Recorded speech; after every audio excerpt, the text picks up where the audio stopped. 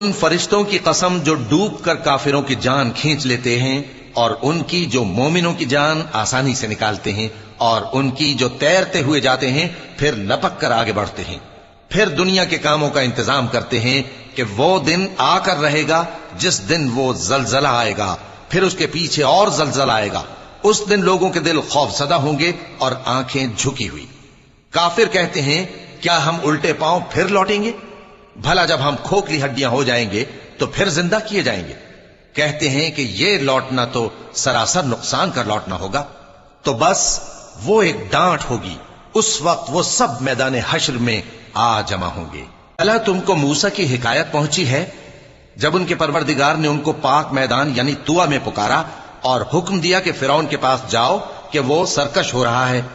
फिर उससे कहो कि क्या तू चाहता है कि पाक हो जाए और मैं तुझे तेरे परवरदिगार का रास्ता बताऊं ताकि